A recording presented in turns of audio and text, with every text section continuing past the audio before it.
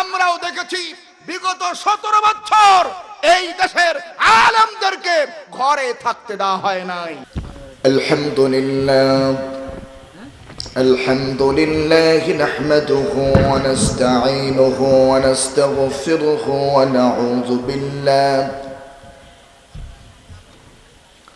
ونعوذ بالله من شرور أنفسنا ومن سيئات أعمالنا يهد الله فلا مضل له ومن يضلل فلا هادي له ونشهد أن لا إله إلا الله وحده لا شريك له ونشهد أن سيدنا وحبيبنا ومولانا محمدا عبده ورسوله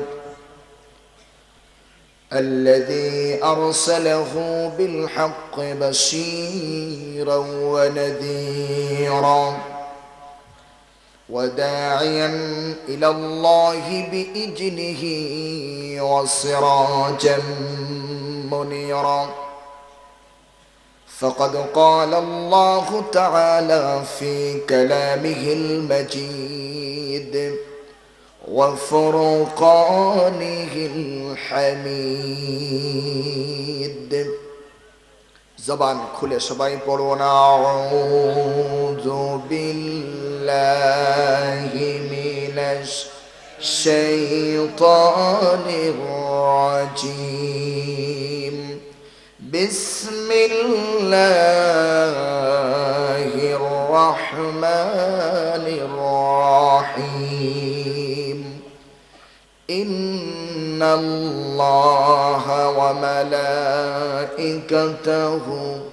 يصلون على النبي يا أيها الذين آمنوا صلوا عليه وسلموا تسليما اللهم صل على سيدنا وعلى آله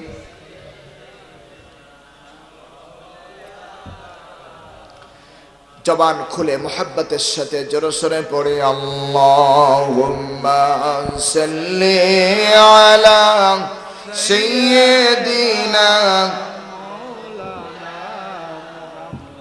ওয়া আলা আলি সাইয়্যিদিনা মাওলানা মুহাম্মদ বালাগাল উলা بكماله كشف الدجى بجماله حسنت جميع خصاله صلوا عليه وآله دربشانی لے طریقت روح کو دریا کر دیا दिल को रोशन कर दिया आँखों को बीना कर दिया बलगल उलम बिकमालिही कशफत दुजा बिजमालिही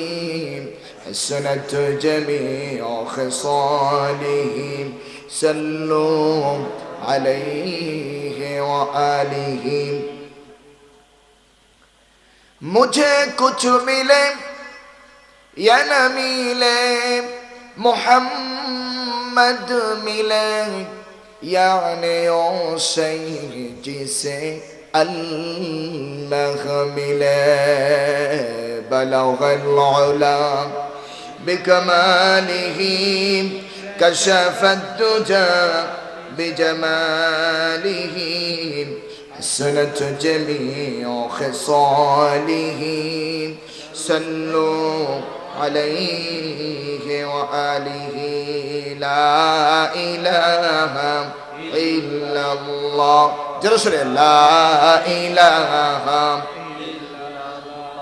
আরো জোরে লা ইলাহা ইল্লাল্লাহ লা ইলাহা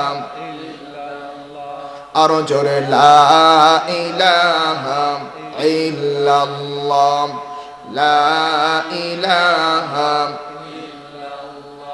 লা ইলাহা ইল্লাল্লাহ মুহাম্মাদুর রাসূলুল্লাহ।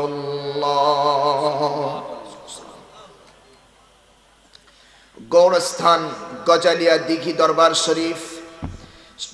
শরীফের সিরাতুন নবী সাল্লাল্লাহু আলাইহি ওয়াসাল্লাম ও হযরত জামালউদ্দিন ইউসুফ রাহমাতুল্লাহ আলাইহির 17তম বার্ষিক ফাতিহা শরীফ ও ইসালে সওয়াব মাহফিল উপলক্ষে আজকের এই এত সুন্দর আয়োজন যারা করেছেন, আজকের এই মহতি অনুষ্ঠানের সম্মানিত সভাপতি হযরত মাওলানা কাজী ফরিদুল আলম সাহেব, হাজারাত উলামায়ে কেরাম, আমার সম্মানিত দিনদার ইমামদার মুত্তাকি মুসলমান ভাইয়েরা, পর্দার আড়ালে অবস্থানরত সম্মানিতা মা ও বোনেরা, আসসালামু আলাইকুম ওয়া রাহমাতুল্লাহি ওয়া বারাকাতুহু।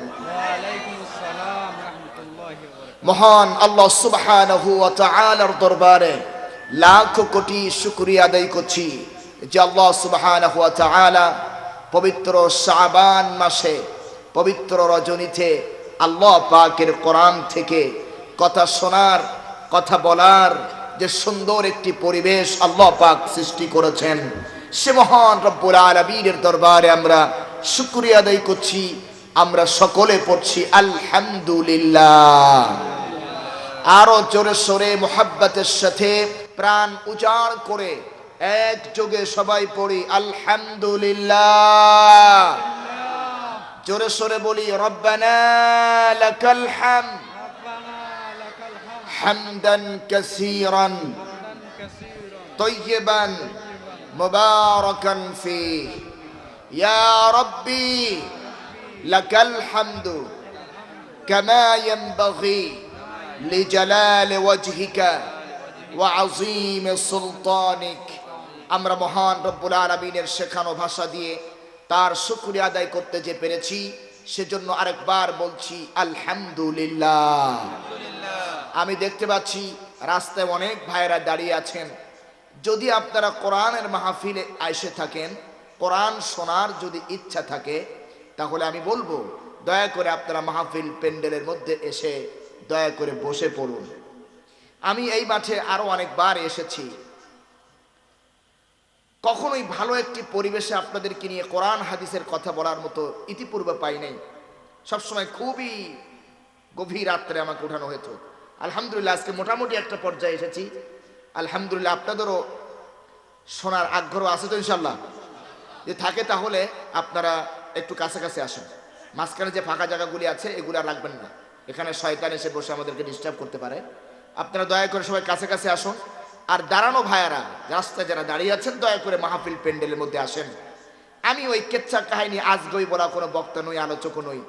যতক্ষণ সময় কথা বলবো কোরআন এবং হাদিস দিয়ে। কি বলবো বলেন? কোরআন এবং হাদিস দিয়ে আপনাদের সামনে কথা বলার চেষ্টা করব। এজন্য আপনারা যদি কোরআন হাদিসের কথা শোনার ইচ্ছা থাকে, দয়া করে সবাই বসে পড়ুন আর কাছে কাছে আসুন সবাই, আর জিকির করুন লা ইলাহা, আরো জোরে লা ইলাহা, লা ইলাহা ইল্লাল্লাহ, লা ইলাহা, আরো জোরে লা ইলাহা ইল্লাল্লাহ, লা ইলাহা, সুবহানাল্লাহ,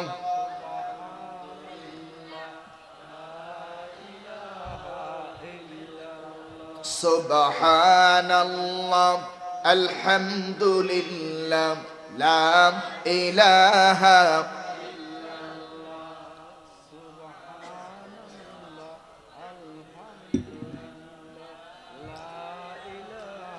লা ইলাহা ইল্লাল্লাহু মুহাম্মাদুর রাসূলুল্লাহ সাল্লাল্লাহু আলাইহি ওয়াসাল্লাম।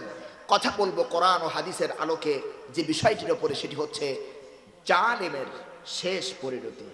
জালেমের কথা বুঝেছেন? কি বললাম? জালেমের শেষ পরিণতি কি হতে পারে এ সম্পর্কে আমার আল্লাহ সুবহানাহু ওয়া তাআলা কি বলেছেন, বিশ্বনবী মুহাম্মদ রাসূলুল্লাহ সাল্লাল্লাহু আলাইহি ওয়াসাল্লাম কি বলেছেন, আমরা সংক্ষেপে হলেও কিছু কথা জেনে নেওয়ার চেষ্টা করব, যাতে করে আমাদের কারো ভেতরে যেন এই জুল যেন প্রবেশ না করতে পারে। আল্লাহ তৌফিক দিক, বলি আমিন। আরো জোরে বলি আমিন। আমার কথা বুঝতে অসুবিধা হবে না তো আপনাদের? সবাই কান খরগোশের মতো করে খাড়া করে রাখেন। কিছু শেখার জন্য আমরা এখানে এসেছি, ঠিক কিনা বলেন? কিছু শেখার জন্য আমরা এসেছি। আমরা প্রত্যেকেই একটি ফজিলতের ওয়াজ শুনেছি যে জুমার দিনে নামাজের পরে মুসল্লিদেরকে একটি করে কবুল হজের সওয়াব দেওয়া হয়। এই হাদিস আমরা শুনেছি নাকি শুনি নাই?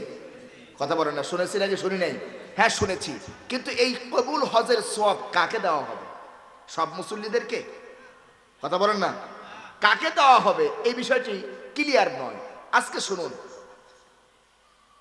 যিনি খতিব, ইমাম যিনি, তিনি যদি এই নিয়ত করে এই উদ্দেশ্যে মসজিদে ঢোকেন খুতবা দেওয়ার জন্য যে আজকে আমি আমার মুসল্লিদেরকে কিছু শিখাবো, ইমাম সাহেবের উদ্দেশ্য কি থাকবে? মুসল্লিদেরকে কিছু শিখাবো আল্লাহর দ্বীন থেকে, কোরআন থেকে। আর যারা আসবেন শ্রোতা মুসল্লি যারা আসবেন, তারা যদি চিন্তা করেন আজকে আমি কিছু শিখবো, আজকে আমি, কথা বলেন না, আজকে আমি কিছু শিখবো, তাহলে ইমাম সাহেবের উদ্দেশ্য থাকবে শেখানো, আর মুসল্লিদের উদ্দেশ্য হতে হবে কি? শিখা। এই উভয়ের উদ্দেশ্য যদি সঠিক হয়ে যায় আর এই উদ্দেশ্য যদি মসজিদে প্রবেশ করে, আল্লাহ রাসূল বলেছেন তারা মসজিদ থেকে বের হওয়ার সাথে সাথেই আল্লাহ পাক একটা করে কবুল হজের সওয়াব দান করবেন। আর যারা মনে করেন যে খুতবা শেষ না হওয়া পর্যন্ত মসজিদের বাইরে থাকে, আসলে এরকম, কখন খুতবা শেষ হবে, ইমাম সাহেব কখন আল্লাহু আকবার বলবে, তাড়াতাড়ি এসে 2 রাকাত নামাজ পড়ে আবার চলে যায়, এদের জন্য এই সওয়াব আছে? যেরকম আছে, আছে নাই? সুতরাং আজকের মাহফিলের পরিপূর্ণ সওয়াব যদি আমরা পেতে চাই, আমাদেরকে নিয়ত করতে হবে আমি এসেছি কিছু শেখানোর জন্য, আপনাদের নিয়ত করতে হবে আমরাও কিছু শিখব, ঠিক কিনা? আর জোরে বলেন ঠিক কিনা? উভয়ের নিয়ত যদি সহিহ হয়ে যায়, এই মাহফিল আমাদের জন্য নাজাতের ওসিলা হয়ে যাবে। আল্লাহু আকবার। আর জোরে বলেন আল্লাহু আকবার। চলুন তাহলে সরাসরি আমরা কোরআন থেকে আলোচনা শুরু করি।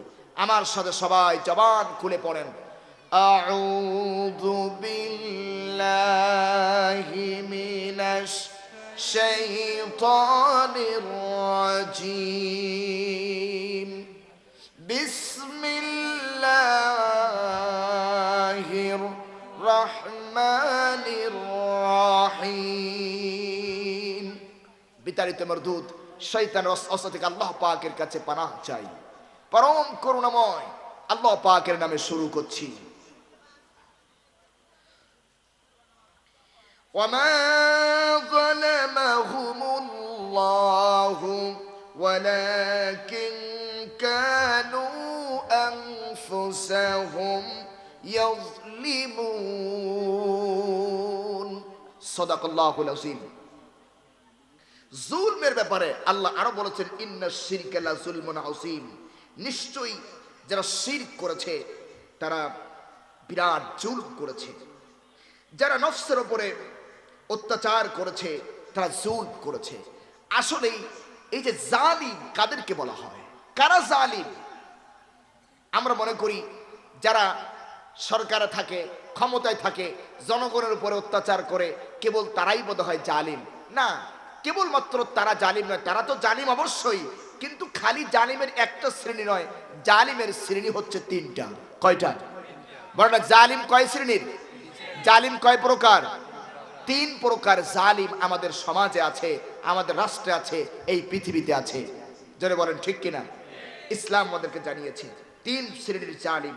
এক শ্রেণীর জালিম হচ্ছে তারা যারা আল্লাহ পাকের ইবাদতের ক্ষেত্রে জুলম করে, আল্লাহর ইবাদতের ক্ষেত্রে কথা বুঝতেছেন তো? ভালো করে শিখে যান। আল্লাহর ইবাদতের ক্ষেত্রে যারা জুলুম করে, মানুষের উপর আবশ্যক হলো এককভাবে আল্লাহর ইবাদত করা। আমাদের জন্য কর্তব্য হচ্ছে কার ইবাদত? জোরে সরে বলেন, ইবাদত করব কার? ইবাদত করব কার? এই ইবাদত একচ্ছত্র আল্লাহর ইবাদত যারা করে না, তারা নিজেদের উপরে জুলুম করে। কি করে বলেন? নিজের উপরে কি করে? জুলুম করে। যে নামাজ পড়লো না, নিজের উপরে জুলুম করলো। কথা বলেন ঠিক কিনা? যে রোজা রাখলো না, নিজের উপরে জুলুম করলো। যে আপনার সুদ খেলো, নিজের উপরে জুলুম করলো। কথা ঠিক কিনা? একটা হলো নিজের উপরে জুলুম করা। আল্লাহর ইবাদত না করলে কি হয়ে যায়? নিজের উপরে নিজে কি করে? জুলুম করে। 2 নম্বর হচ্ছে আল্লাহ পাকের সাথে শিরক করা। আল্লাহর সাথে কি? শিরক করা, এটা হলো জুলুম। আর 3 নম্বর হচ্ছে আল্লাহর সৃষ্টি ও তার বান্দার উপরে জুলুম করা। এই 3 শ্রেণীর জালিম আমাদের সমাজের মধ্যে আছে, এবং এদের পরিণতি কি হবে শেষ পর্যন্ত, এই সম্পর্কে আমরা অল্প অল্প কিছু কথা আলোচনা করব। আমরা আলোচনা শুনবো ইনশাআল্লাহ। আর জোরে বলে ইনশাআল্লাহ। সব থেকে বড় জুলমের কথা বলা হয়েছে, ইন্না শিরকা লা যুলমুন আযীম। যারা আল্লাহর সাথে শিরক করে। আল্লাহর সাথে কি করে? শিরক বুঝেন তো? শরীক করা। আল্লাহ পাক যেই ক্ষমতার মালিক, যেই ক্ষমতা আল্লাহর কাউকে দেন নাই, ওই ক্ষমতার মালিক আরেকজনকে মনে করা, এটা হলো শিরক। এটা কি? আরো জোরে বলেন না কি? আর এই শিরক যদি কারোর মধ্যে থাকে, শিরক যদি কারোর ভিতরে থাকে, সে যত বড় আবেদ হোক না কেন, ইবাদত করুক না কেন, তার কোনো ইবাদত আল্লাহর দরবারে কবুল হবে না। কবুল। কিয়ামতের দিন আল্লাহর সামনে আমাদের আমল নামা হাজির করা হবে। হবে কিনা বলেন? আল্লাহ রাব্বুল আলামিন বান্দার আমল নামা দেখতে চাইবেন।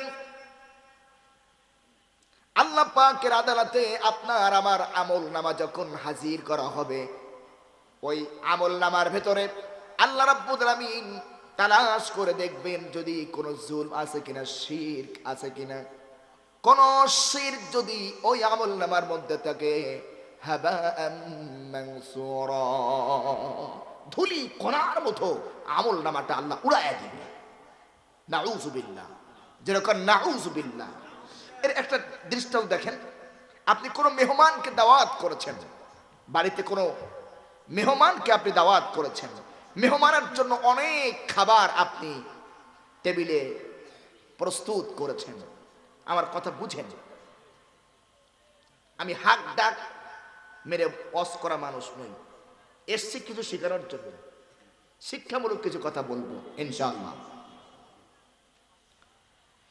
ধরুন খাবার টেবিলের ভেতরে আপনি খাসির গোশত দিয়েছেন, দেশি মুরগি দিয়েছেন, গরু দিয়েছেন, চিংড়ি মাছ দিয়েছেন, অনেক আইটেমের ভর্তা দিয়েছেন, সবজি দিয়েছেন, অনেক আইটেম আপনার টেবিলের উপরে আপনি রেখেছেন। টেবিলের এক কানায় একটু আপনার বাচ্চার পায়খানা রেখেছেন। কথা বোঝেন নাই? টেবিলের সব খানায় ভরপুর, টেবিলের এক কানায় আপনি একটু কি রাখছেন? একটা পায়খানা। ধরুন মুরগির পায়খানা বা কোনো বাচ্চার পায়খানা যদি আপনার খাবারের টেবিলে থাকে, মেহমান এই টেবিল যখন দেখবে, খাবার মুখে দেবে নাকি টেবিলটা উল্টাই দেবে? কথা কন না? উল্টাই দেবে কিনা? সে রাগে গরম হয়ে যাবে যে এটা আমার জন্য অপমানকর, ঠিক কিনা? যে এত খাবার, কিন্তু এর পেছনে একটু ময়লা কেন? এটা আমাকে অপমান করার জন্য দেওয়া হয়েছে। সে খাবারের টেবিলটা কি করবে? যারা বলো না কি করবে? উল্টাই দেবে। বাইরে আমার একজন মেহমান খাবারের টেবিলে বসার পর এতগুলি আইটেম খাবার দেখার পরেও একটুখানি ময়লা যদি বরদাস্ত করতে না পারে, এক টুকরা ময়লা যদি সহ্য করতে না পারে, যেই আমলের মাধ্যমে, যেই ইবাদতের মাধ্যমে আল্লাহ রাব্বুল আলামিন আপনাকে আমাকে এত বড় জান্নাতের মালিক আল্লাহ আপনাকে বানাবেন, ঠিক কিনা? জান্নাতের মালিকানা আপনাকে দান করবেন। বলেন তো দেখি, ওই আমলের ভেতরে এরকম ময়লা যুক্ত শিরক থাকলে আল্লাহ কি তা গ্রহণ করবে? আর যারা বলেন করবে, হাবাআম মানসুরা, ধুলি কণার মতো আমল উড়াইয়া দিবে। যাররা পরিমাণ শিরক যদি থাকে। এই জন্য আমি বলবো, সতর্ক হয়ে যান, সাবধান হয়ে যান। অনেক ইবাদত আপনি করেছেন, অনেক রোজা আপনি রেখেছেন, অনেক দান আপনি করেছেন, অনেক ভালো ভালো কাজ আপনি করেছেন, কিন্তু মাঝে মাঝে ওই দরবারে গিয়ে কবরওয়ালার কাছে আপনি আপনার সন্তান চেয়েছেন, ব্যবসার উন্নতির জন্য ওই মাজারে গিয়ে আপনি সেজদা দিয়েছেন। এই অপরাধের কারণে, শিরকের কারণে আপনার জীবনের সমস্ত আমলগুলি বরবাদ হয়ে গিয়েছে। কোন ঠিক কিনা? কথা বুঝে থাকলে জবাব দেন। যদি কেউ তার জীবদ্দশায় কখনো কোনো পীরের কাছে, কোন মাজারের কাছে, কোন পাথরের কাছে যদি কিছু চেয়ে থাকে আর যদি তওবা না করে থাকে, তার জীবনের সমস্ত আমলগুলি আল্লাহ কি করে দিবেন? বরবাদ করে দিবেন। কি করে দিবেন? সতর্ক হয়ে যান, সাবধান হয়ে যান। ভাইয়েরা আমার, আমি দৃষ্টান্ত দিতে গিয়ে বলি, একজন ইমাম সাহেব বাজারে গেলেন। বাজারে গিয়ে একটি দোকান থেকে কিছু কিনলেন। কেনার পরে ওই দোকানওয়ালার কাছে তিনি 100 টাকার একটা নোট দিলেন। কি দিলেন? 100 টাকা বা 500 টাকা একটা নোট দিলেন। দোকানদার নোটটা দেখলেন, দেখে তিনি ফেরত দিয়া দিলেন। বললেন, হুজুর, এই টাকা দিয়ে মাল ক্রয় করা যাবে না, এই টাকাটা বাতিল টাকা, অচল টাকা। নোটটা যখন ফেরত দিলেন, দোকানদার যখনই বললেন আর চলবে না, এটা বাতিল, অমনি ইমাম সাহেবের শেষ লেশ হয়ে গিয়েছে। তিনি বেহুশ হয়ে জমিনে পড়ে গিয়েছেন। আল্লাহু আকবার। চতুর্দিক থেকে লোকজন ছুটে আসলেন, দোকানদারকে ধরলেন। ইমাম সাহেবের সাথে তুমি কি ব্যবহার করেছো? কেন তিনি বেহুশ হয়ে গেলেন, জমিনে পড়ে গেলেন কেন? দোকানদার বললেন, আমার কোনো দোষ নাই। কি হয়েছে এটা হুজুর নিজেই বলতে পারবেন। তাড়াতাড়ি তাকে সুস্থ করা হোক। হুজুরকে সুস্থ করা হলো, মাথায় পানি ঢালা হলো, হুজুরের সেন্স ফিরে আসলো। সবাই জিজ্ঞেস করলেন, হুজুর একবার আপনি বলেন এই দোকানদার কি করছে আপনার সাথে? আপনি বেহুশ হয়ে গেলেন কেন? ইমাম সাহেব বলছেন, না না, দোকানদার কিছুই করে নাই। তাহলে আপনি বেহুশ হলেন কেন? ইমাম সাহেব বললেন, আমি যখন এই দোকানদারের হাতে একটি টাকার নোট যখন দিয়েছি, এই টাকার নোটটা দেখার পরে তিনি বললেন চলবে না। কেন চলবে না? উনি বললেন, এই টাকার মাঝখানে যে একটা ফিতা আছে, সুতা আছে, এই টাকার মধ্য থেকে সেই সুতাটা নাই, কাজেই এই টাকাটা বাতিল, চলবে না।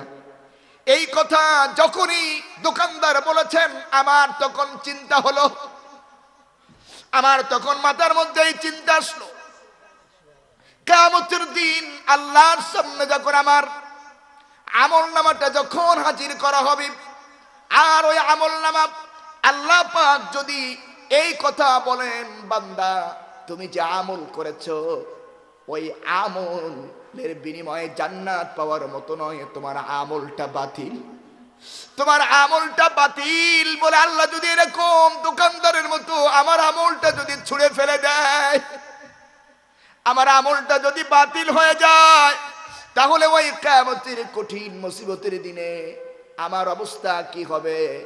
এই চিন্তায় আমি বেহুশ হয়ে গিয়েছি। আল্লাহু আকবার।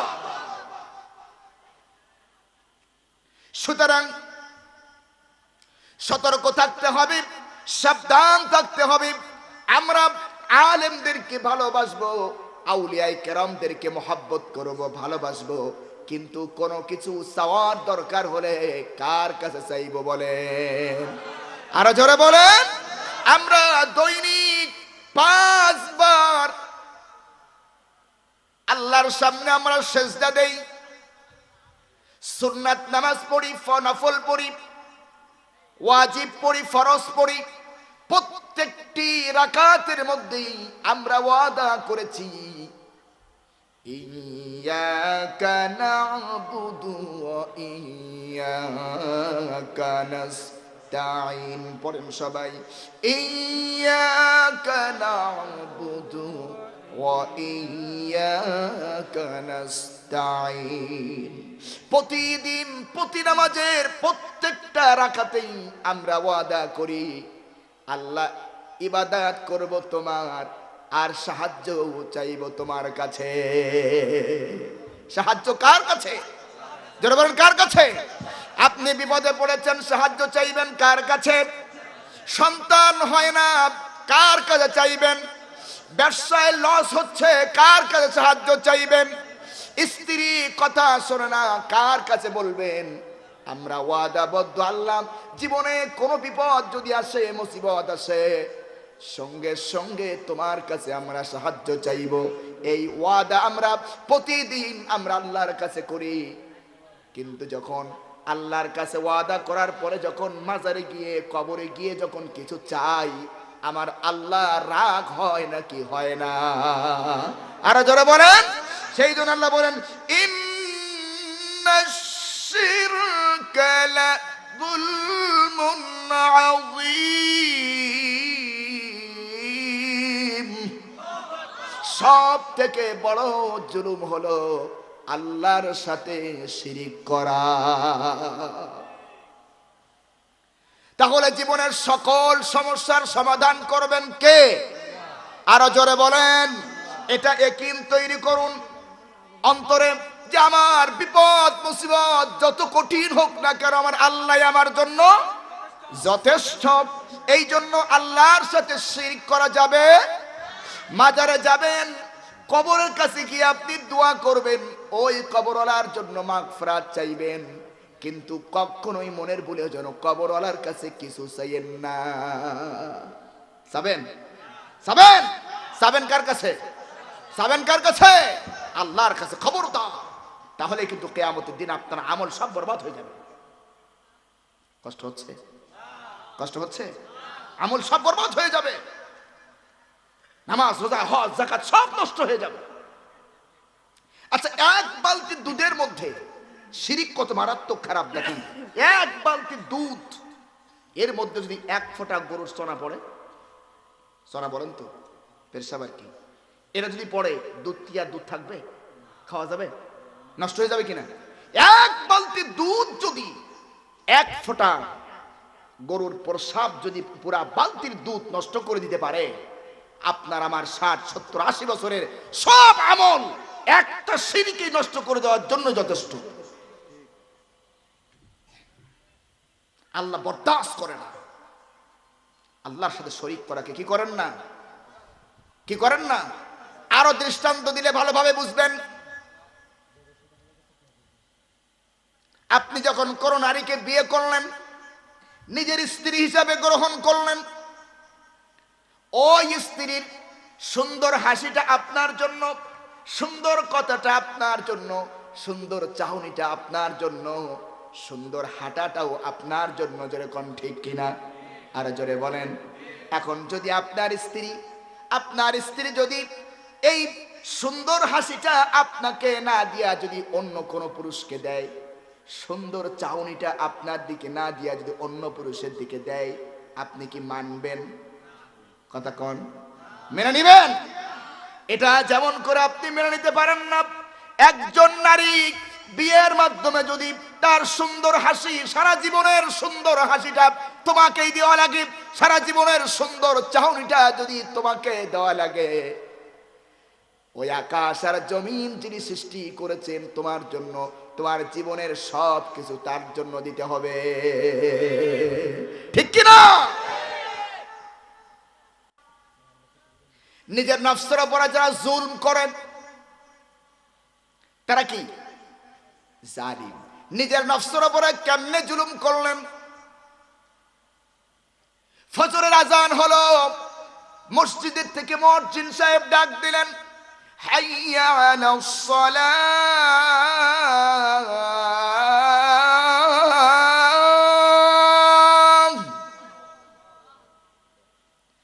হাইয়া আলাস সালাহ।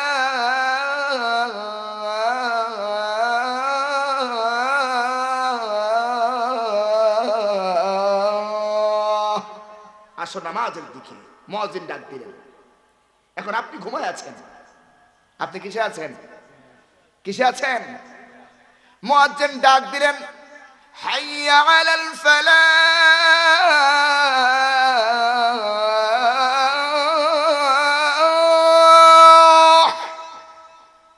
আসো কল্যাণের দিকে। হাইয়া আলাল ফালাহ,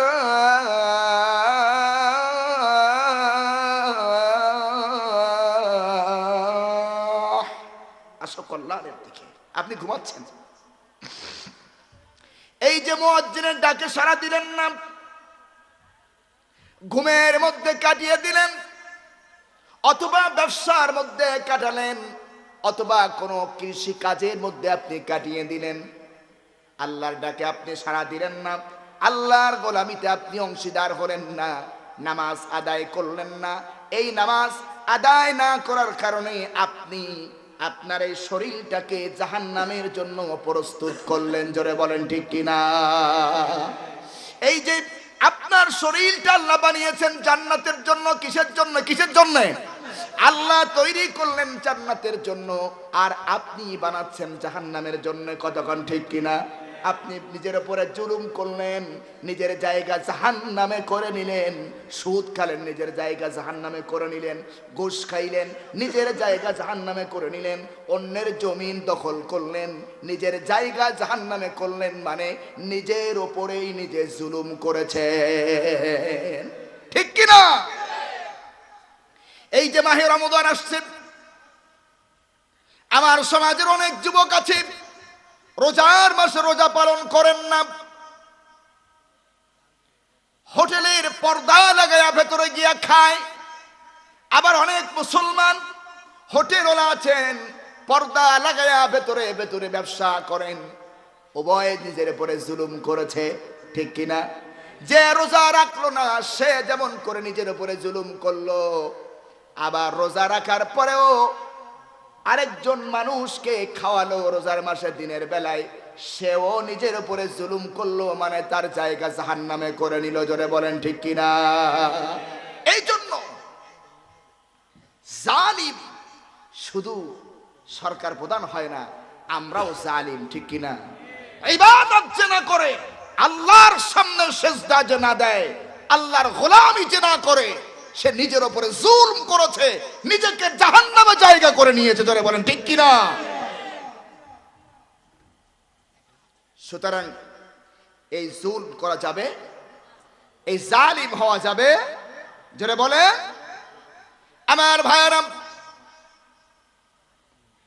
আমরা তো বুঝি না এই যে কোরআনের মাহফিলে আসার পরে মানুষের চোখে ঘুম এসে যায়। ঠিক কিনা বলেন? এই যে অনেকের চোখে কিন্তু এখনো ঘুম চলে আসছে। আসারও কথা, যেহেতু 12টা 12:30 বাজতেছে, ঘুম তো আসারই কথা। ঘুম আসতেছে কিনা? কিন্তু আপনি দেখবেন সিনেমার হলে যদি যায়, টিভির সামনে অশ্লীল ছবি যখন মানুষ দেখে, ঘন্টার পরে ঘন্টা চলে যায়, রাতের পরে রাত চলে যায়, চোখ জ্বলে কিন্তু ঘুম আসে না। সত্য কিনা? কথা বলেন না কেন? আচ্ছা, সিনেমার হলে গিয়ে কে ঘুমায় পড়ছে এরকম দেখছেন কখনো? কথা বলেন না। দেখছেন কখনো? টিভির সামনে ঘুমায় এসে পড়ে গেছে এরকম দেখছেন কখনো? কিন্তু মসজিদে আসলে ঘুম আসে, মাহফিলে আসলে ঘুম আসে। কারণটা কি? নিশ্চয় তো কোনো কারণ আছে। কষ্ট হচ্ছে আপনাদের?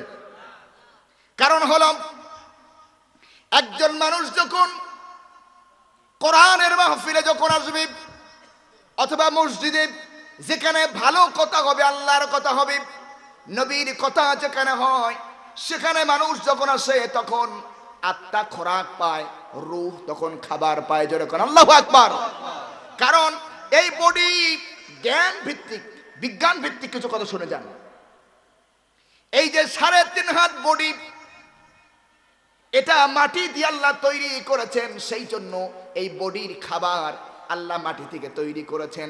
ফুলকপি, আলু, ওলকপি, আমরা ডাল, গোশ, যাই আমরা সরব খাই, সবগুলি আমাদের বডির খাবার। বডি তরুতাজা হয়, ঠিক কিনা বলেন, ঠিক কিনা? বডি তৈরি হয়েছে মাটি দিয়ে, সেই জন্য বডির খাবার আল্লাহ পাক মাটি দিয়ে তৈরি করেছেন, মাটি থেকে। কিন্তু এই বডি, রূহ না থাকলে বডির কোনো দাম নাই। রূহ যখন থাকে না, যেই মাটির তৈরি বডি, সেটা আবার মাটির খাবার হয়ে যায়। আমার বন্ধুগণ, যেহেতু রূহ এই মাটি দিয়ে আল্লাহ তৈরি করেন নাই, রূহ তৈরি হয়েছে আলমে আরোহা থেকে। এই জন্য আল্লাহ রাব্বুল আলামিন মাটি থেকে রূহের খাবার বানান নাই। আল্লাহ পাক সেই আরমে আরোহা থেকে এই রূহের খাবার পাঠিয়েছেন। জোরে কোন সুবহানাল্লাহ। আলমে আরোহা থেকে আল্লাহ পাক কোরআন পাঠিয়েছেন। জোরে বলেন, কি পাঠিয়েছেন? আরো জোরে, কি পাঠিয়েছেন? কোরআন আল্লাহ রাব্বুল আলামিন পাঠিয়েছেন আলমে আরোহা থেকে। এই জন্য কোরআনের আলোচনা মানুষ যখন শোনে, কোরআনের মাহফিলে মানুষ যখন আসে, কোরআনের জ্ঞান যখন মানুষ শ্রবণ করে, তখন রূহের খাবার হয়, রূহ শান্ত হয়ে যায়, রূহ শান্ত হয়ে যায়। আর বলতে থাকে, ও আল্লাহর বান্দা, ও আল্লাহর বান্দা, তুমি এখন যে কাজটা করছো, এটার পরিণতি হলো আল্লাহর জান্নাত। আর ওই জান্নাত যে কত নিয়ামতে ভরা আমি জানি। এভাবে করে রূহ শান্ত হয়ে যায়, আর অমনি মানুষের চোখে ঘুম এসে যায়। জোরে কোন সুবহানাল্লাহ, ঠিক কিনা? কিন্তু মানুষ যখন কোন গুনাহের কাজে লিপ্ত হয়, কোন জেনা ব্যভিচারের কাজে লিপ্ত হয়, অশ্লীল পরিবেশে মানুষ যখন যায়, মানুষের চোখে ঘুম আসে না। কারণ তখন রূহ ভেতর থেকে ছটফট করতে থাকে আর বলতে থাকে, আল্লাহর বান্দা, তুমি এখন যেই কাজটা করছো, এটার পরিণতি হলো আল্লাহর জাহান্নামের শাস্তি। জোরে কান নাউজুবিল্লাহ। সেই জন্য রূহ ছটফট করতে থাকে, মানুষের চোখের মধ্যে আর ঘুম আসে না, ঠিক কিনা বলেন? সেই জন্য আল্লাহ রাব্বুল আমিন বলেন, মানুষ যখন ভালো কাজ করে, ইবাদত করে, ওয়ামা যালামাহুমুল্লাহু ওয়ালাকিন কানু আনফুসাহুম ইয়াজলিমুন। আল্লাহ পাক বলেন, আর আল্লাহ তাদের উপরে জুলুম করেননি। আমাদেরকে শাস্তি দিলে আল্লাহ আমাদের উপরে জুলুম করেননি, বরং আমরা নিজেরাই নিজেদের উপরে জুলুম করেছি, মানে আমাদের জায়গা জাহান্নামে করে নিয়েছি, ঠিক কিনা? আরো জোরে বলেন, ঠিক কিনা? তাহলে সে যে ইবাদত করলো না, আল্লাহর গোলামি করলো না, সে নিজের উপরে কি করলো? এরপরে শুনুন, 3 নম্বরে জালিম হলো আল্লাহ রাব্বুল আলামিনের সৃষ্টির উপরে যারা জুলুম করেন, আল্লাহর বান্দার উপরে যারা জুলুম করেন। আল্লাহর সৃষ্টি জগতে যত কিছু আল্লাহ সৃষ্টি করেছেন, তাদের উপরে যারা জুলুম করে, এরা হলো জালিম। আপনার বাড়িতে একটা গরু যদি থাকে, ছাগল যদি থাকে, ভেড়া যদি থাকে, মহিষ যদি থাকে, আপনিও ওই প্রাণীটির উপরে জুলুম করতে পারবেন না, ঠিক কিনা? তার ঠিক মতো খাবার আপনাকে দিতে হবে, তার ঠিক মতো থাকার ব্যবস্থা আপনাকে করতে হবে, এটা আপনার দায়িত্ব। জোরে বলেন, ঠিক কিনা? আল্লাহ রসুলকে একদম দাওয়াত করলেন, নবীজিকে দাওয়াত করলেন। আল্লাহ রসুল যখন তার বাড়িতে গেলেন, বাড়ির দুয়ারে একটা উট বাঁধা ছিল। উটটি রসুলকে দেখি চোখের পানি ছেড়ে দিলেন। নবীজি চুপচাপ ঘরের ভেতরে প্রবেশ করলেন, সাহাবী খাবারের ব্যবস্থা করলেন, সামনে সব খাবার বন্টন করা হলো, কিন্তু নবীজি খাবারের দিকে হাত দিচ্ছেন না। লোকটি বললেন, ইয়া রাসূলুল্লাহ, খাবার গ্রহণ করুন। তারপর নবীজি খাবার গ্রহণ করছেন না। এভাবে করে তিনবার বললেন, তারপরও খাবার গ্রহণ করছেন না। আল্লাহ রাসূল বললেন, শোনো সাহাবী, আমি যখন তোমার ঘরের মধ্যে প্রবেশ করতেছিলাম, তোমার গেটের কাছে একটা উট বাঁধা ছিল। ওই উট তার চোখের পানির মাধ্যমে আমাকে বলে দিয়েছে, তুমি ওই উটের উপরে জুলুম করো, তুমি তাকে ঠিক মতো খাবার দাও না। যতক্ষণ পর্যন্ত তুমি ওয়াদা না করবে এই উটের খাবার ভালোভাবে দিবে, ওয়াদাটা খাটাবে না, এই ওয়াদা যদি তুমি না করো তাহলে আমি তোমার কোনো খাবার গ্রহণ করবো না। জোরে কোন আল্লাহু আকবার। এই জন্য একজন মুমিন মুসলমান কোন সৃষ্টির উপরে জুলুম করতে পারে?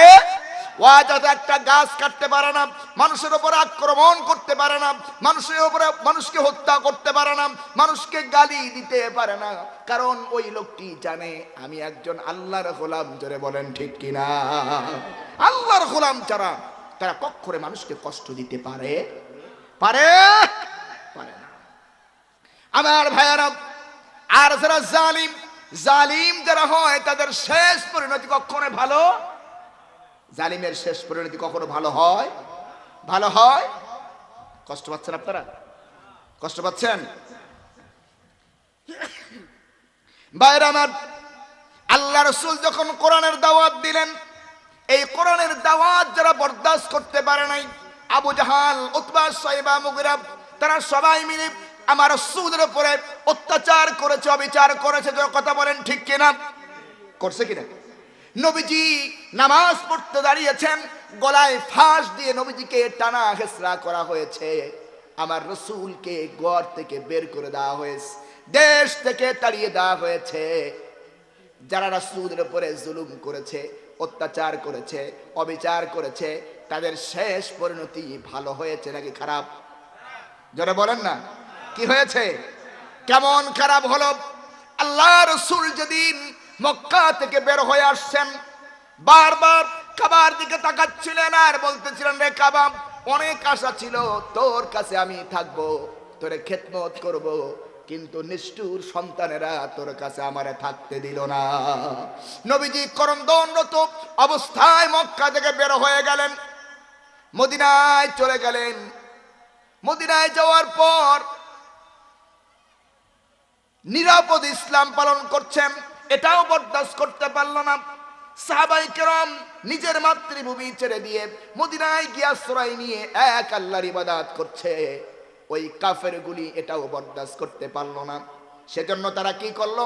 ওই মদিনাকে ধ্বংস করে দেওয়ার জন্য, মুসলমানদেরকে ধ্বংস করে দেওয়ার জন্য যুদ্ধের ডাক দিল। বদরের প্রান্তরে যুদ্ধ হলো। সেই যুদ্ধের ময়দানে আল্লাহ রাব্বুল আলামিন মুসলমানদেরকে বিজয় দান করলেন, আর কাফেরদের বড় বড় কাফেরগুলিকে শেষ করে দিলেন। ঠিক কিনা? আল্লাহর নবী বদরের প্রান্তরে 3 দিন অবস্থান করলেন। কয়দিন? 3 দিন অবস্থান করে যখন তিনি মদিনার দিকে রওনা করেছেন, সেই গর্তের কিনারায় গিয়েছেন যেখানে আবু জাহাল, উতবা, সাইবা, মুগিরা, বড় বড় কাফেরদের লাশগুলি যেই গর্তের মধ্যে ফেলা হয়েছিল, ওই গর্তের কিনারায় গিয়ে নবীজি আবু জাহালকে ডাক দিলেন, উতবাকে ডাক দিলেন, বড় বড় কাফেরদের নাম ধরে ধরে ডাকতে লাগলেন আর বললেন, রে কুরাইশ নেতারা, আল্লাহ রাব্বুল আলামিন তোদের কাছে আমাকে পাঠিয়েছিলেন, কিন্তু তোরা আমাকে সাহায্য করলি না, তোরা আমাকে সহযোগিতা করলি না, অথচ মদিনার মানুষ আমাকে তারা সহযোগিতা করেছে। তোরা আমাকে ঘর থেকে বের করে দিয়েছিস, আর ওই মদিনার মানুষরা তাদের ঘরে আমাকে জায়গা করে দিয়েছে। ভাইরা আমার, এভাবে করে ডাক দিতে লাগলেন। একজন সাহাবী বললেন, ইয়া রাসূলুল্লাহি আতুনাদিরহিম বাদা সালাসি ওয়া হাল ইয়াসমাউন, হে আল্লাহর রাসূল, এই মানুষগুলিকে যে আপনি ডাক দিয়ে দিয়ে কথা বলছেন, এই মানুষগুলিকে আপনার ডাক শুনছে নাকি? কারণ 3 দিন আগে তো তারা মৃত্যুবরণ করছে, 3 দিন আগে দুনিয়া থেকে তারা বিদায় নিয়েছে, ওরা কি আপনার ডাক শুনবে নাকি? আল্লাহ রাসূল বললেন, তোমরা যেমন করে আমার ডাক শুনতে পাচ্ছ, ঠিক সম পরিমাণ ওরাও শুনতে পায়, কিন্তু ব্যবধান হলো ওরা আমার সাথে কথা বলতে পারে না, আর তোমরা আমার সাথে কথা বলো। দেখুন, যারা রাসূলকে ঘাট ধরে বের করে দিল, অত্যাচার করলো, বিচার করলো, যে জালিমগুলি, তাদের শেষ পরিণতি ভালো নাকি খারাপ? যারা বলে আমার ভাইয়ারা, শুধু তাই নয়, আবু লাহাব আমার রাসূলের আপন চাচা ছিলেন। যেরকম কি চাচা? আপন চাচা। ইসলামের দাওয়াত দেওয়ার কারণে, কোরআনের দাওয়াত দেওয়ার কারণে, নবীকে নবীর উপর আক্রমণ করলেন, পাথর মেরে নবীকে রক্তাক্ত করে দিলেন।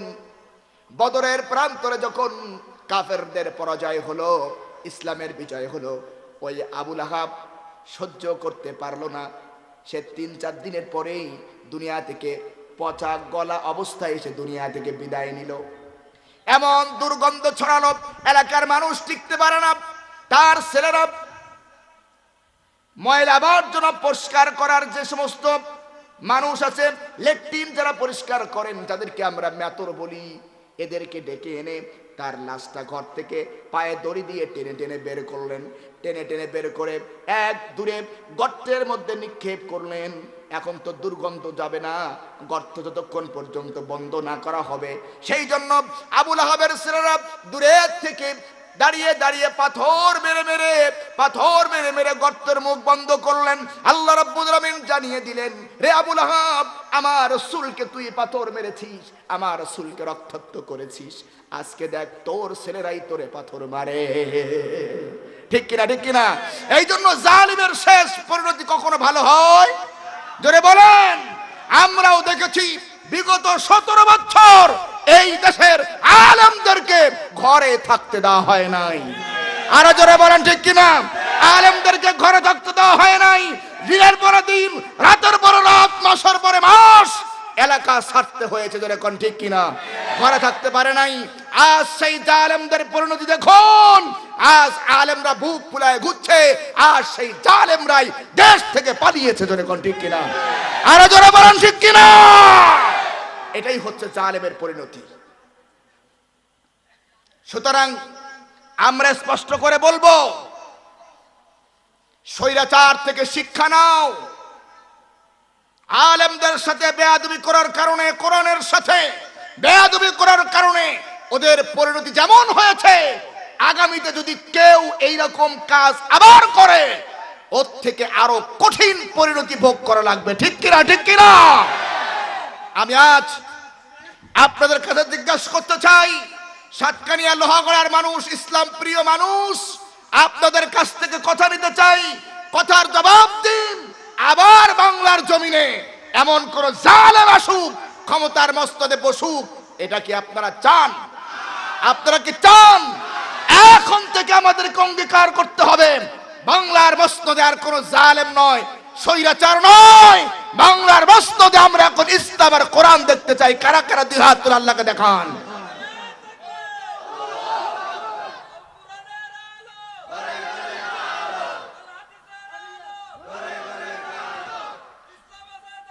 আমার বন্ধুগণ, সুতরাং আর যদি কোন জালেম দেখতে না চান, স্বৈরাচার দেখতে না চান, তাহলে ইসলামের বিকল্প নেই, কোরআনের কোনো বিকল্প নেই। জোরে বলেন ঠিক কিনা? আর জোরে বলেন ঠিক কিনা? বিগত 53 বছর আমরা বহু কিছু দেখেছি, নাকি দেখি নাই? দেখেছি নাকি দেখি নাই? দেখছি না? স্মার্ট বাংলাদেশ দেখেছি, ডিজিটাল বাংলাদেশ দেখেছি, ধর্ম নিরপেক্ষ বাংলাদেশ দেখেছি, জাতীয়তাবাদের বাংলাদেশ দেখেছি। দেখেছি নাকি দেখি নাই? এগুলো দেখার স্বাদ কি আর আছে? স্বাদ আছে? স্বাদ আছে? এবার বলবো আমরা, আগামীর বাংলাদেশ কোরআনের বাংলাদেশ, আগামীর বাংলাদেশ ইসলামের বাংলাদেশ। ঠিক কিনা বলো মুসলমান? বহু কিছু দেখা শেষ, ইসলাম দেখতে বাকি আছে শুধু। ঠিক কিনা বলে? এই আবদার আপনাদের কাছে রাখতে চাই, এই স্লোগান প্রত্যেকের মুখে মুখে হতে হবে। আর কোনো কিছু দেখতে চাই না, ইসলামের বাংলাদেশ দেখতে চাই। ঠিক কিনা, ঠিক কিনা? জালিম কখনোই স্থায়ী হতে পারে, জালিম কখনো স্থায়ী হতে পারে পারে না। জালিমরা কখনোই কোনো জায়গায় চিরস্থায়ী হয় নাই এবং হতেও পারবে না। জোরে বলেন, হতেও পারবে না। আমার বন্ধুগণ, এই দুনিয়ার জীবন থেকে, এই দুনিয়ার জীবনে যেমন করে জালিমরা লাঞ্ছিত, যেমন করে অপমানিত, ঠিক তেমনি মৃত্যুর পরেও জালিমদেরকে অপমান করা হবে। যেরকম ঠিক কিনা? আমার ভাইরা, আল্লাহ রাব্বুল আমিন বলেন, ওয়া ইয়াউমা ইয়া'আদ্দু ينقلب على يديه يقول يا ليتني اتخذت مع الرسول سبيلا يا ويلتى ليتني لم أتخذ فلانا خليلا আল্লাহু আকবার। আল্লাহ পাক কি বলছেন দেখুন, সেই দিন, কোন দিন? সেই কিয়ামতের দিন। কোন দিন বলেন? কিয়ামতের দিন সব জালিমদেরকে হাজির করা হবে, ঠিক কিনা বলেন? নাকি হাজির করা হবে না? সবাইকে হাজির করা হবে, চূড়ান্ত বিচার হবে সেখানে।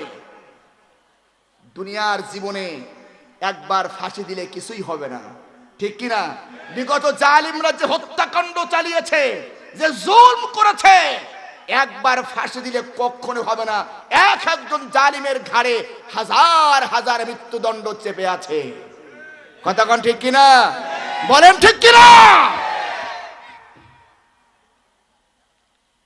আল্লাহ রাব্বুল আলামিন বলেন, দুনিয়ার লাঞ্ছনা গঞ্জনা নিয়ে তো জালিমরা বিদায় নিবে, আবার কিয়ামতের মাঠে জালিমরা যখন বুঝতে পারবে তাদের অবস্থানটা কোথায়, জালিমরা বুঝতে পারবে তাদের জায়গা যে জাহান্নামে, জালিমরা তখন বুঝতে পারবে। আল্লাহ রাব্বুল আলামিন বলেন, তখন সেই জালিমরা নিজেদের হাতেই নিজেরা কামড়াবে। জোরে কর নাউযুবিল্লাহ। নিজের হাতে নিজেরাই কামড়াতে থাকবে, আফসোস করবে। কি করে বলেও? আফসোস করবে, নিজেরাই নিজেদেরকে দংশন করবে আর বলবে, হায় আফসোস, হায় আফসোস, আমি যদি রাসূলের পথ অনুসরণ করতাম, আমি যদি রাসূলের পথে চলতাম, আমি যদি আলেমদের অনুসারী হতাম, তাহলে আজকে এই পরিণতি হতো না, ঠিক কিনা? ঠিক কিনা? সেই দিন আফসোস করলে কোনো কাজ হবে? আর যখন হবে, হবে না। ইয়া ওয়াইলাতা লাইতানি লাম আত্তাখিদ ফুলানান খলিলা, হায় আফসোস, হায় আমার দুর্ভোগ, আমি যদি অমুক মানুষকে নিজের নেতা না বানাতাম, তার পেছনে না চলতাম, তাহলে আজকের এই পরিণতি হতো না। এইভাবে করে আফসোস করবে কিয়ামতের দিন। আজকে আমি আপনাদেরকে আরেকটি কথা বলবো, বিগত দিনে জালিমদের পেছনে অনেকেই হেঁটেছে, এরকম মানুষ এখনো আমাদের সমাজে আছে না নাই? এই মাহফিলেও অনেকে আছে, ঠিক কিনা? তাদের পেছনে পেছনে স্লোগান দিছে, তাদের পেছনে পেছনে বাহবা দিয়া তাদেরকে মাথায় তুলছে, এরকম মানুষ আছে না? যেরকম আছে না? যদি কিয়ামতের দিন আফসোস করতে না চাও, ফিরে আসো, ফিরে আসো। ওই দিন তোমাদেরকে বিপদে ফেলাই, আজকে যেমন দুনিয়ায় বিপদে ফেলাইয়া পালাইছে, ওই দিনও তোমাকে বিপদে ফেলাইয়া পালাবে, ঠিক কিনা? ঠিক কিনা? দেখেন না, যেই মেয়ের, যেই মহিলার পালানোর দোষ আছে, যেই মহিলার পালানোর দোষ, হাজার বিচার করার পরেও, অঙ্গীকার নেওয়ার পরেও, তুই আর কোনদিন পালাইবি না, জামির ঘর থেকে পালাবি না, অঙ্গীকার কর। হাজার অঙ্গীকার করার পরেও কিন্তু পালায়, ওই যে অভ্যাস, ঠিক কিনা? ঠিক কিনা? পালায় কি পালায় না? পালায়। পালানো অভ্যাস যাদের, দুনিয়াও যেমন পালাইছে, ওদিনও পালাবে, কিন্তু পালানোর জায়গা সেদিন পাবে? যেরকম পাবে, পাবে না। এজন্য আমাদেরকে এখন সতর্ক থাকতে হবে, সাবধান থাকতে হবে। আর কোন জালিমের সাথে আমরা নেই, ঠিক কিনা? আর কোন জালিমের সাথে আমরা নেই। আমরা এখন কোরআনের সাথে। আমরা কিসের সাথে? সবাই বলে, আমরা কিসের সাথে? আমরা কিসের সাথে? কোরআনের সাথে থাকবো, ইসলামের সাথে থাকবো। কোন জালিমকে আমরা সমর্থন করব করব করব না, মনে রাখতে হবে। আমার ভাইয়েরা, আল্লাহ নিষেধ করেছেন, জালিমদের সহযোগী হতে নিষেধ করেছেন কে? আর জোরে বলেন। আল্লাহ রাব্বুল আলামিন বলেন, ওয়ালা তারকানু ইলাল্লাযীনা যালামু ফাতামাসসাকুমুন নার ওয়ামা লাকুম মিন দুনিল্লাহি মিন ওয়ালিয়্যিন ওয়ালা নাসীর। আর তোমরা জালিমদের দিকে ঝুঁকে পড়ো না, জালিমদের সহযোগী হয়েও না, তাহলে জাহান্নামের আগুন তোমাদেরকেও ছাড়বে না। কে করছে? যেরকম কে করছে? আল্লাহ রাব্বুল আলামিন বলেন জালিমদের দিকে ঝুঁকে পড়ো না, জালিমদের সহযোগী হও না। যদি জালিমের সহযোগী হও, জালিমের পেছনে যদি হাঁটো, জালিমদের কে যেই জাহান্নাম গ্রাস করবে, ওই জাহান্নাম তোমাকেও ছাড়বে। এবং মিন দুনিল্লাহি মিন আউলিয়া সুম্মা লা তুনসারুন, ওই দিন তুমি কোনো বন্ধুও পাবা না, কোনো সাহায্যকারীও পাবে পাবে যাদের পেছনে চলো, যাদেরকে উলুগুলু দাও, যাদের পেছনে সমর্থন করো, বিপদে পড়লে ওরা সব ভাগবে। ঠিক কিনা? ঠিক কিনা বলেন, ঠিক কিনা? আল্লাহ সতর্ক করেছেন। আমার ভাইয়ারা, রাসূল করিম সাল্লাল্লাহু আলাইহি ওয়াসাল্লাম বলেন, আন আনাস ইবনে মালিক রাদিয়াল্লাহু তাআলা আনহু قال قال رسول الله صلى الله عليه وسلم يقول قال رسول الله صلى الله عليه وسلم انصر اخاك ظالما او مظلوما। আল্লাহ রাসূল বলছেন, তোমরা তোমার ভাইকে সাহায্য করো, সে যদি জালিম না হয় তাকে সাহায্য করো, কিন্তু জালিম যদি হয় তার সাহায্য করো করো। শেষ করে দিব? হ্যাঁ, ফোন দিলেন কেন? কই না না, আপনি চলে আসছে। হ্যাঁ, এমনি চলে আসছে। আচ্ছা, মিস বাসছে আসছে, গাড়ি অসুবিধা হয়ে গেছে। এখন এসে পৌঁছেছে? এখনো পৌঁছায়, আর একটু সময়। ও, তাহলে আমি কিন্তু আরেকটু কিছু খবর শেষ করে দিব। অনেকক্ষণ অনেকক্ষণ। হ্যাঁ, অনেকক্ষণ। তাহলে জালিমদের সহযোগী হতে নিষেধ করেছেন কে? আরো জোরে বলেন না, কে? এই দেখেন আরেকটা কথা রাসূল এখানে বলছেন, আখাকা যালিমান আও মুসলিমান। কে কষ্ট হচ্ছে আপনাদের? জি জি, চলবে কিছুক্ষণ। দেখুন আরেকটি গুরুত্বপূর্ণ কথা রাসূল আমাদেরকে বললেন, তুমি যেই নেতার পেছনে চলছো, যেই নেতার পেছনে হাঁটছো, সে যে জালিম, মানুষের উপরে জুলুম করছে, তুমি দেখার পরেও তাকে যদি সতর্ক না করো, ফিরাও, তাহলে ওই জালেমের উপরে যে গজব আসবে, ওই গজব তোমারেও ছাড়বে না। আরো জোরে বলেন। এই হাদিসকে সামনে রেখে আমরা বলতে চাই, স্থির হয়ে যান, নড়াচড়া করেন না। বিগত দিনে জালিমকে যারা সহযোগিতা করেছে, সমর্থন করেছে, ওই জালিমরা যত পাপ করছে, যত অন্যায় করেছে, ওর একটা ভাগ কিন্তু তোমাদের ঘাড়েও এসেছে। জোরে বলেন ঠিক কিনা? জালিমরা আলেমকে হত্যা করেছে, জালিমরা আলেমদেরকে ফাঁসি দিয়েছে, জালিমরা সাধারণ মানুষকে হত্যা করেছে, জালিমরা আল্লামা সাঈদীর মতো মানুষকে হত্যা করেছে। ঠিক কিনা বলেন? আরো জোরে বলেন ঠিক কিনা? এই অপরাধী শুধু জালেমরা নয়, তুমি তার পেছনে চলার কারণে এই অপরাধ তোমারও, এই অন্যায় তোমার ঘাড়েও। তুমি তাকে ফেরাতে পারো নাই, তার পেছনে সহযোগিতা করেছে, কিন্তু এই অন্যায় থেকে ফেরাও নাই। এর জন্য খালেস দিলে তওবা করতে হবে। কি করতে হবে বলুন? আরো জোরে বলুন, কি করতে হবে? তওবা করতে হবে। তওবা যদি না করেন তাহলে শাস্তি আছে না নাই? আরো জোরে করে আছে না নাই? সুতরাং আমরা নিজেরা জালিম হব না, আমার চোখের সামনে কাউকে জালিম হতে দেব। জোরে বলেন, দেব। আমার বন্ধুগণ, আল্লাহ রাসূল যে মানুষ তৈরি করেছিলেন, সাহাবায়ে কেরামদেরকে আল্লাহ রাব্বুল আলামিনের হাবিব কোরআন দিয়ে তৈরি করেছেন। কেমন মানুষ তারা ছিলেন? নিজেরা তো অন্যায় করতেন না, অন্যায় দেখলেও কাউকে অন্যায় করার সুযোগ দিতেন না। সুবহানাল্লাহ, সুবহানাল্লাহ ওয়া বিহামদিহি। প্রতিবাদ করতেন। কি করতেন? প্রতিবাদ করতেন। আজ এই রীতিনীতি আমাদের থেকে উঠে গিয়েছে, আমরা অন্যায় দেখার পরেও আমরা কিছু বলি না। ঠিক কিনা? বলি না বলেই তো আজকে অন্যায়কারীরা অন্যায় করতে সাহস পেয়ে যাচ্ছে। ঠিক কিনা? একজন অন্যায়কারীকে যদি আমরা সবাই মিলে ধরতাম, না আর অন্যায় করা যাবে না, সুদ আমার এলাকায় খাওয়া যাবে না, আমার এলাকায় অন্যায় ভাবে মানুষ হত্যা করা যাবে না, আমরা সবাই যদি দাঁড়িয়ে যেতাম, ওই লোকটা অন্যায় করার সাহস পেত না। আর যারা বলেন, এই জন্য আমরা দেশের নাগরিক, শুধু একটা ভোট দিয়েই আপনি দায় সারবেন না। ভোট যখন দিছেন দায়িত্ব আরো বেড়ে গেছে আপনার। কথাক্ষণ ঠিক কিনা? বলেন ঠিক কিনা? আপনি যখন ভোট দিয়ে সমর্থন করেছেন, গোটা আর সমর্থন নিয়ে যেন কোনো অন্যায় করতে না পারে। ঠিক কিনা বলেন? কোনো জুলুম করতে না পারে, মানুষের উপরে অবিচার করতে না পারে, মানুষের রিলিফের চাল গম এগুলো খাইতে না পারে। এগুলিও তোমাকে তদারকি করতে হবে, যেহেতু তুমি তাকে সমর্থন করেছো। ঠিক কিনা? নির্দেশ দিয়েছেন মুহাম্মদুর রাসূলুল্লাহ সাল্লাল্লাহু আলাইহি ওয়াসাল্লাম। আমার ভাইরা, জালিমরা কিয়ামতের দিন কঠিন শাস্তি ভোগ করবে। জালিমরা কিয়ামতের দিন কঠিন শাস্তি ভোগ করবে।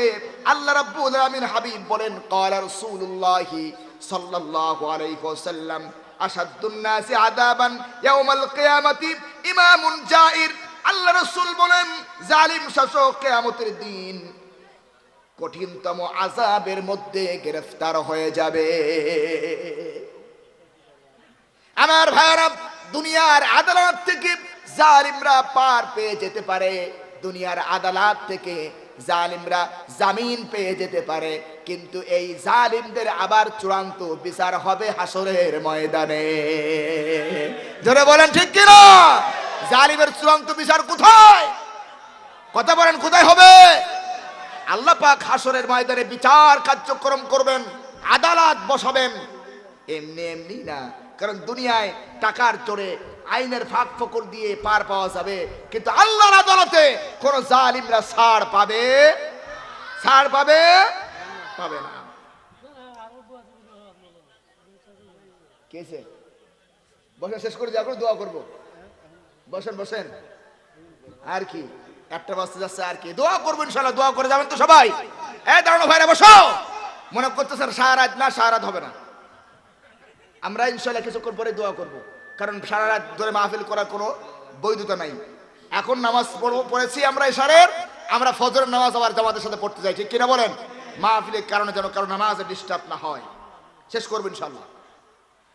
ভাইরা আমার, গুরুত্বপূর্ণ হাদিস শোনাই। হাদিস শুনে যান কিছু আজকে। রাজি আছেন তো ইনশাআল্লাহ? সবগুলি কথার বিনিময়ে আপনার আমার আমলনামায় নেকি লেখা হচ্ছে, কারণ এখানে কোনো কেচ্ছা কাহিনী হচ্ছে নাকি, কোরআন হাদিস, ডাইরেক্ট কোরআন হাদিস। ঠিক কিনা? ঠিক কিনা? আমার ভাইয়ারাম, আল্লাহ রাসূল বলেন, ক্বালান নবী সাল্লাল্লাহু আলাইহি ওয়াসাল্লাম, ইত্তাকু দাওয়াতিল মাজলুমা ফাইন্নাহা সাদাকাতু ইলাস সামাই কান্নাহা শারারুন। আল্লাহ রাসূল বলেন, তোমরা মাজলুমের আত্মনাদ থেকে, মাজলুমের বদদুয়া থেকে আত্মরক্ষা করো, কারণ মাজলুমের বদদুয়া আগুনের মতো করে আরশে উঠে যায়। আল্লাহ রাসূল বলছেন, মাজলুমের আহাজারি থেকে, বদদুয়া থেকে আত্মরক্ষা করো, কারণ মাজলুম যখন আহাজারি করে, বদদুয়া করে, ওটা আগুনের ফুলকির মতো আরশে উঠে যায়। আল্লাহু আকবার। আমার ভাইরা, এত বড় জালিম, এত বড় জালিম, এই যে পতন হলো, এটা সহজে হয় নাই। অসংখ্য মাজলুমের বদদুয়া। ঠিক কিনা? বলেন ঠিক কিনা? আপনারা বলেন তো দেখি। আমরা বিগত দিনে দেখলাম আয়না ঘর তৈরি করা হয়েছিল। ঠিক কিনা? মানুষের উপর অত্যাচার করার জন্য, অবিচার করার জন্য। আপনারা কিছুদিন আগের একটি টক শো দেখেছেন কিনা জানি না, আমাদের শহীদ মীর কাসেম আলীর ছেলে ব্যারিস্টার আরমান, তিনি একটি টক শোতে বলেছে, আমাকে 8 বছরের ভেতরে আমার এই হাত খোলা হয় নাই, চোখ খোলা হয় নাই,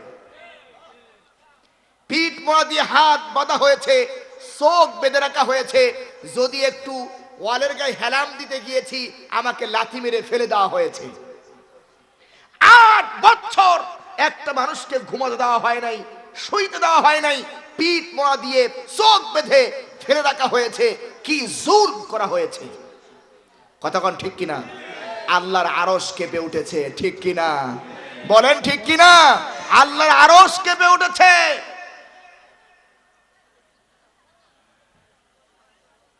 আমার বন্ধুগণ, শুধু এখানেই শেষ নয়, যেই মানুষগুলিকে অন্যায়ভাবে বছরের পর বছর জেলখানার মধ্যে আবদ্ধ করে রাখা হয়েছে, ওই মানুষের, ওই আল্লাহর বান্দার বৃদ্ধ মায়ের চোখ থেকে পানি পড়েছে। ঠিক কিনা, ঠিক কিনা?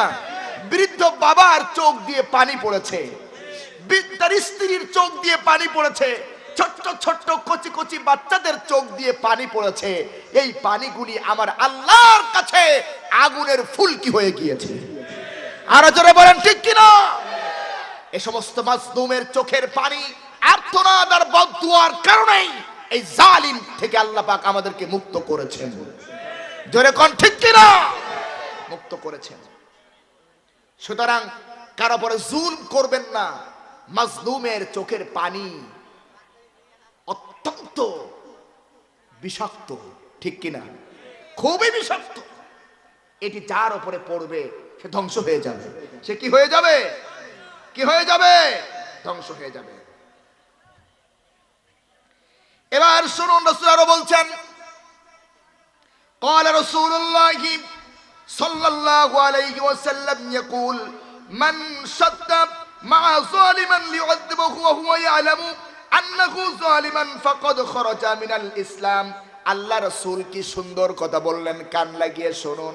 কোন মানুষ যদি কাউকে জালিম হিসেবে দেখার পরেও, একজন জালিম এটা জানার পরেও যদি তার পেছনে পেছনে চলে, তাকে যদি সমর্থন করে, আল্লাহ রাব্বুল আলামিনের হাবিব বলেন খরাজা মিনাল ইসলাম, সে ইসলাম থেকে খারিজ হয়ে যায়। চিন্তা করতে পারছেন? জালিমকে জালিম জানার পরেও যদি তার পেছনে চলে, তার সমর্থন করে, রাসূল বললেন খরাজা মিনাল ইসলাম, ইসলামের মধ্যে তার আর কোনো অধিকার নেই, ইসলামে তার আর কোনো জায়গা নেই, ইসলাম থেকে খারিজ হয়ে গিয়েছে। নাউযুবিল্লাহ, যেরকম নাউযুবিল্লাহ। তাহলে যারা আলেমদেরকে হত্যা করার পরে, আলেমদেরকে জেলখানায় বন্দী করার পরে, মানুষের উপরে দিবালোকে, প্রকাশ্য দিবালোকে পাখির মতো গুলি করার পরেও, এই দৃশ্য দেখার পরেও ওই জালিমদের সমর্থন যারা করেছেন, তোমাদের কিন্তু তওবা না করা পর্যন্ত ইসলামে আর জায়গা নাই। ঠিক কিনা? তওবা না করা পর্যন্ত ইসলামে তোমার জায়গা নাই। মুসলমান বলে পরিচয় দেওয়ার কোনো অধিকার তোমার নাই। কে বলতেছেন? রাসূল বলতেছেন। কে বলতেছেন? রাসূল বলতেছেন, নাকি আমার মুখের কথা বললাম? কে বলেছেন? রাসূল বলেছেন। খবরদার, আমরা যেন কোনো জালিমকে সমর্থন না করি, আমরা যেন কোনো জালিমকে সমর্থন না করি। আমরা কিন্তু আলোচনার শেষ দিকে চলে এসেছি, একটা বাজতে যাচ্ছে। আমরা এখন দোয়া করব ইনশাআল্লাহ। বলেন ইনশাআল্লাহ। মাহফিল কর্তৃপক্ষ কোথায়? আমাকে স্টেজে তুলে দিয়ে আপনাকে পালাইছেন নাকি? এদিকে আসেন, আমরা এখন সবাই মিলে আল্লাহর কাছে দোয়া করি। কি করব? আল্লাহর কাছে দোয়া করব যে আল্লাহ সুবহানাহু ওয়া তাআলা আমাদেরকে দীর্ঘ 17 বছরের এই জালেমদের হাত থেকে, শোষণ, নির্যাতন, নিষ্পেষণের হাত থেকে যে আল্লাহ পাক আমাদেরকে মুক্ত করেছেন, ওই আল্লাহর জন্য একটু কলিজা থেকে বলি আলহামদুলিল্লাহ। জোরে চিল্লাই কর আলহামদুলিল্লাহ। আমরা আগামীতে মাহে রমজানুল মুবারকে আমরা প্রাণ খুলে এই শুকরিয়া আদায় করব আল্লাহর ইবাদতের মাধ্যমে। ঠিক কিনা? ইনশাআল্লাহ ইবাদতের মাধ্যমে আল্লাহর শুকরিয়া আদায় করব, যাতে করে, এবং দোয়া করব যাতে করে আর যেন এই বাংলার জমিনে কোনো ফ্যাসিস্ট তৈরি হতে না পারে, আর যেন কোনো জালিম তৈরি হতে না পারে। আমরা সতর্ক থাকব, সাবধান থাকবো। যেরকম ঠিক কিনা? আর জোরে বলেন ঠিক কিনা? এতক্ষণ ধরে আমি আপনাদের সামনে কোরআন ও হাদিসের আলোকে কথা বলেছি, নাকি কোনো কেচ্ছা কাহিনী বলছি? নির্যাস, কোরআন এবং হাদিসের নির্যাস আপনাদের সামনে তুলে ধরেছি। আল্লাহ পাক যেন আমাদের সবাইকে এই জুলম থেকে হেফাজত করেন, বলে আমিন। এই জালেমের, এই জুলমের কোন রেশ মাত্রা যেন আমাদের মধ্যে প্রবেশ করতে না পারে। আল্লাহ কবুল করে, বলে আমিন। আরো জোরে বলে আমিন। আল্লাহ সুবহানাহু ওয়া তাআলা এই বিশাল মাহফিলকে কবুল করুন, আরো বলে আমিন। সেই সন্ধ্যা থেকে নিয়ে এই গভীর রাত পর্যন্ত আপনারা ধৈর্য ধরে বসে কোরআন ও হাদিসের কথা শুনেছেন। কষ্ট হচ্ছে না তো আপনাদের? কোনো কষ্ট পান নাই তো? আমি কোনো কষ্ট দেওয়ার মানুষ নই, আমি কোনো রং কথা বলার মানুষ নই। আমরা এসেছি আল্লাহর কোরআন থেকে কথা বলতে, আল্লাহ রাসূলের হাদিস শোনাতে। জোরে কোন ঠিক কিনা? ঠিক কিনা? তবে হ্যাঁ, ওই শ্রেণীর মানুষ একটু কষ্ট পেতে পারেন যাদের মধ্যে এই জুলম আছে, বিগত দিনে যারা জালিমদের সাথে ছিলেন তারা হয়তো একটু মনে কষ্ট পেতে পারেন, কিন্তু আমার ভাই মনে কষ্ট নিয়েন না, আমি আপনাকে ভালোবাসি বলেই আপনাকে ফিরাতে চাই, ঠিক কিনা? আপনাকে ফিরাতে চাই, আপনাকে কোরআনের সাথে দাওয়াত দেই, ইসলামের কোলে আসার জন্য আহ্বান করি, কারণ আপনি যে ভুল করেছেন ওই ভুলের মধ্যে থাকলে জাহান্নাম নিশ্চিত আপনার জন্য, ঠিক কিনা? ঠিক কিনা? আমরা এসেছি জীবনের ঝুঁকি নিয়ে কথা বলি মানুষদেরকে জাহান্নাম থেকে বাঁচানোর জন্য, ঠিক কিনা বলেন? আল্লাহ রাসূলেরা মানুষদেরকে জাহান্নাম থেকে বাঁচানোর জন্য চেষ্টা করেছে, আর মানুষেরা নবীদেরকে হত্যা করেছে, ঠিক কিনা? ঠিক কিনা? সুতরাং এরকম কিছু মানুষ যদি আমাদের উপরে কষ্ট নেন তাহলে আমি বলবো এটা আমার জন্য কল্যাণকর। একটা দৃষ্টান্ত দিয়ে দেখেন, আমাদের দেশে, আমাদের ঢাকা ওই অঞ্চল, সাতক্ষীরা, খুলনা অঞ্চলে আপনার অনেক আগে মুরব্বীরা জানেন, যখন সিনেমা হয় নাই, মোবাইল তো প্রশ্নই ওঠে না, ওই সময় কিন্তু গ্রামে গ্রামে একটা টিম ছিল, গ্রামের মধ্যে এসে এসে তারা ওই যাত্রা করতো। মুরব্বীরা বলতে পারে অনেক আগে যাত্রা করতো না? আমি আমার দাদার কাছে শুনেছি গল্পটা, আমরা দেখি নাই, আমার দাদার কাছে, নানার কাছে শুনেছি যে গ্রামে গ্রামে এরকম যাত্রা হতো, ওরা স্টেজে ওরাই অভিনয় করতো।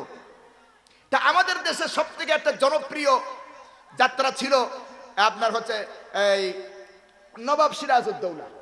নবাব সিরাজউদ্দৌলা এটা খুব মার্কেট পেত তখন। তা আমার পাশের, আমার দাদা বলেছে, আমার পাশের একজন ছিলেন আমাদের আত্মীয়, তিনি মির্জাফরের পাঠ করতেন। কিসের পাঠ করতেন? মির্জাফরের পাঠ করতেন।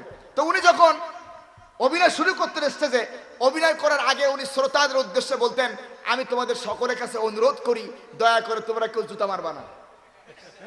কি মারবা না? কি মারবা না? কারণ যখন উনি এই মির্জাফরের পাঠ যখন করতেন, অভিনয় করতেন, তখন শ্রোতা ক্ষেপে কি মারত, কিন্তু উনি যতই নিষেধ করুক না কেন, উনি এই অভিনয় শুরু করলেই জুতা আসতেই থাকতো, স্টেজ পুরাই যেত জুতায়। এবং তার খুব সুনাম ছিল যে সে এই পাঠ খুব ভালো করে করতে পারতো, মির্জাফরের অভিনয়টা খুব ভালো করে করতে পারতো। একদিন বাড়ির কাছে যাত্রা হচ্ছে, তো ওর মা চিন্তা করছে যে আমি শুনেছি আমার ছেলেটাকে খুব ভালো অভিনয় করে, তা আজকে আমি তো যাবো। ওর মা আসছে, ওর মা এসে দেখে যে ছেলে যখন এই মির্জাফরের অভিনয় শুরু করেছে, শ্রোতা তখন জুতা মারতেছে। হাজার হলে তো মা ছেলেকে জুতা মারা দেখে মায়ের খারাপ লাগছে, মা আর না দেখে বাড়ি চলে গেছে। বাড়ি গিয়ে মনে মনে চিন্তা করছে আজকে বাড়ি আসুক, ওর অভিনয় জীবনের মতো শিখাই দেবো। ওরে কি আমি পেটে ধরছিলাম, দুধ খাওয়াইছিলাম কি জুতা খাওয়ার জন্য? পরে যখন বাড়ি আসছে বলছে তোর আজকে ওয়াদা করতে হবে, তুই আর যাত্রা করবি না। কেন মা, কেন, কি হয়েছে? বলে আমি দেখেছি শ্রোতা কি ভাবে তোরা জুতা মারতেছে, আমি কি তোরে মানুষ করছি মানুষের জুতা খাওয়ার জন্য? ক আর কোনোদিন অভিনয় করবি?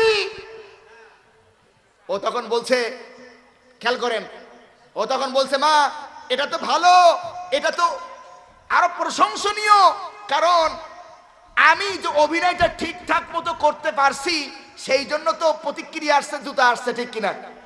আমি যদি ওই পাঠ, ওই অভিনয়টা ঠিক মতো করতে না পারতাম তাহলে তো আমার তো কেউ জুতা মারতো না, আর আমি তো অভিনেতা হিসেবে পরিচিতি লাভ পেতাম না, ঠিক কিনা? আর জোরে বলেন ঠিক কিনা? এবার যদি আপনারা কথা বুঝে থাকেন তাহলে এবার বলেন, যারা হকপন্থী আলেম, কোরআনের হক কথা যারা বলে জীবনের ঝুঁকি নিয়ে, তাদের কথা শোনার পরে কোরআন বিরোধীদের গায়ে আগুন জ্বলবে কি জ্বলবে না? তারা কি বিরোধিতা করবে কি করবে না? যেমন নবীদের করেছে, ঠিক কিনা বলেন? ঠিক কিনা? যদি বিরোধী, কোরআন বিরোধী, ইসলাম বিরোধীদের গায়ে আগুন না জ্বলে, আমার শত্রু না হয়, তাহলে বুঝতে হবে আমি কোরআনের দাওয়াত ঠিক মতো দিতে পারি নাই। কতক্ষণ ঠিক কিনা বলেন? ঠিক কিনা? সেই জন্য আমি ওই ভাইদেরকে বলবো, তোমাদেরকে ভালোবাসি, মহব্বত করে আসো, কোরআনের কাছে আসো, ইসলামের কাছে আসো, দুনিয়াও সম্মান পাবে, মরার পরেও সম্মান পাবে, ঠিক কিনা? আল্লাহ তৌফিক দিক, বলে আমিন। আরো জোরে বলে আমিন। আজকের মাহফিল কবুল করুক, বলে আমিন। এই যে আমার ভাই আমাকে বলে আমি একজন পাগল, আমার দাওয়াত দর্শক কয় যে তোমার পাগলা ভাই দাওয়াত দিচ্ছি। এই যে পাগল এত সুন্দর একটা জান্নাতের বাগান সাজিয়েছে, আল্লাহ এই পাগলকে কবুল করুক, বলে আমিন। সব পাগল পাগল নয়, সব পাগল কিন্তু মারি খাওয়া পাগল নয়, কিছু কিছু পাগল আছে আল্লাহর জান্নাতের পাগল, ঠিক কিনা? ঠিক কিনা? কিছু কিছু পাগল আল্লাহ রাসূলের পাগল, ঠিক কিনা? আল্লাহ আমার ভাইকে সেই পাগল বানাক, বলে আমিন। ইসলামের পাগল বানায় দিক, কোরআনের পাগল বানায় দিক, আগামীতে এর থেকে আরো বড় মাহফিলের ইন্তজাম করার তৌফিক আমার ভাইকে দান করুন। আমি অনেকক্ষণ ধরে কথা বললাম, আল্লাহ পাক আমাদের সবাইকে আমল করার তৌফিক দিক বলে আমিন। আল্লাহ পাক আমাদেরকে এই যেমন করে একটি প্যান্ডেলের নিচে আমরা বসেছি, আল্লাহ পাক যেন আমাদেরকে জান্নাতে, একই জান্নাতে বসার তৌফিক দেন। আরো জোরে বলে আমিন।